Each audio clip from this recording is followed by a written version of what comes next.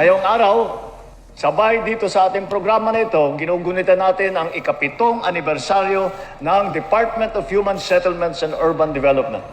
Sa bisa ng Republic Act No. 11201, ang kagawarang ito ay itinatag noong ika-14 na Pebrero 2019. Siguro tama lang din na tuwing Valentine's Day ang inyong anibersaryo dahil ang pagbibigay ng maayos na tahanan sa bawat Pilipino ay isang labor of love.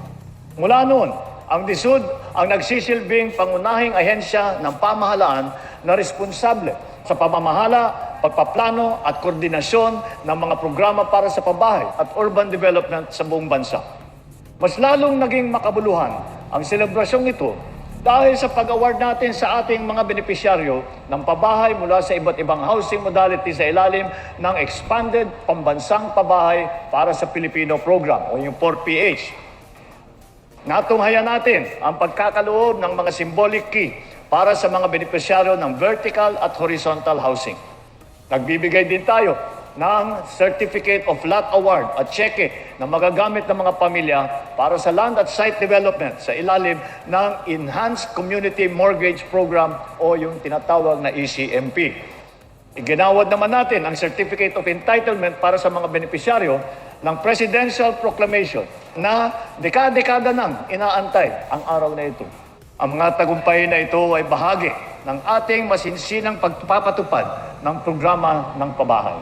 Mula Hulyo ng 2022 hanggang Enero ng 2026, tayo ay nakagawa at nakapag-finance na higit 423,000 housing unit. Malayo na ang ating narating. Ngunit patuloy pa rin tayong nagsisikap upang maabot ang ating target na bahay sa mga susunod pa na taon. At hindi po kami titigil dito.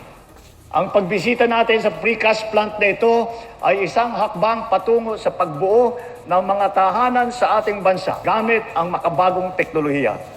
Dito po ay atin natunghayan ang isang napakahalagang proseso kung paano mas mapabilis ang produksyon ng mga housing unit.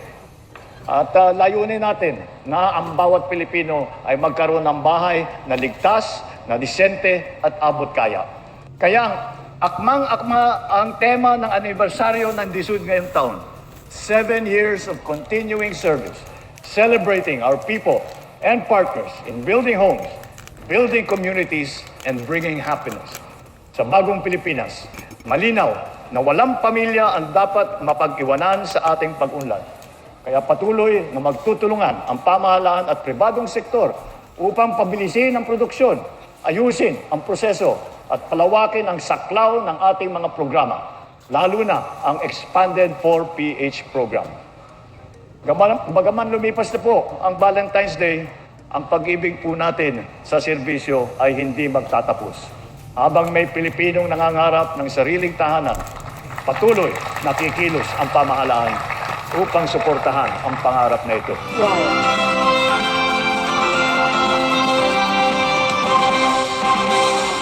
Ako po si Edgardo Tolentino, dating presidente ng Pamana Phase 2 Homeowners Association. Sa Antipolo City po kami, sa San Lorenzo Ruiz, Barangay San Roque, Antipolo City. Papasalamat nga pala kami sa panahon ngayon dahil ito nabigyan ng katuparan ng aming minimiti ng mga homeowners sa amin, mga beneficiary. So 93 kaming families, beneficiary. So ito na po yung naantay namin. Napakahalaga po sa aming mga magulang at sa mga miyembro opisyalis. Ito po yung minimitihi po namin na maging sarili namin ang lupa. Lupa na tinitirahan. So kahit na ang bahay namin kami na nagpagawa, okay lang. Sa mga asosasyon na hindi pa natitake out siya ngayon, ayusin yung sa ating government, tiwala lang tayo sa gobyerno. Ang tiwala ang number 1 natin sa ating sarili. Kung hindi tayo magtitiwala kasi sa gobyerno, isa rin tayo mawawalan ng pagkakataon. Ang masasabi ko lang is, lakarin nyo mabuti, kayo mag-sacrifice kayo sa sarili nyo. Sakripisyo talaga yan. Ako po si Princess Beverly Champ Vicencio, galing pong Palayan City, Nueva Ecija.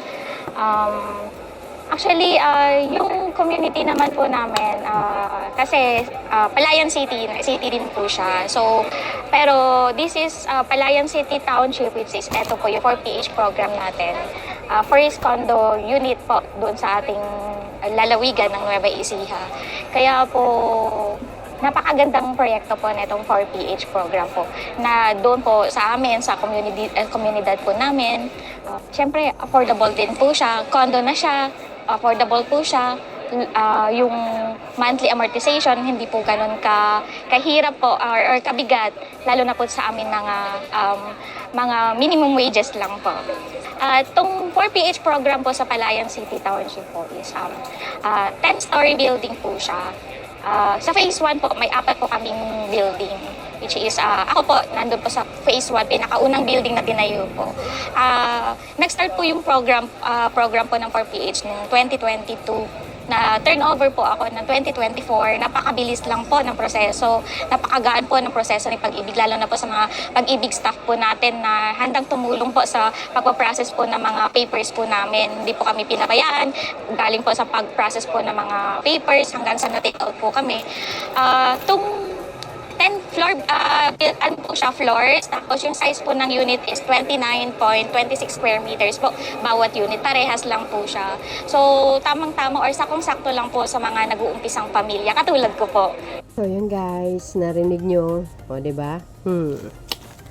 Ganyan dapat ang isang leaders.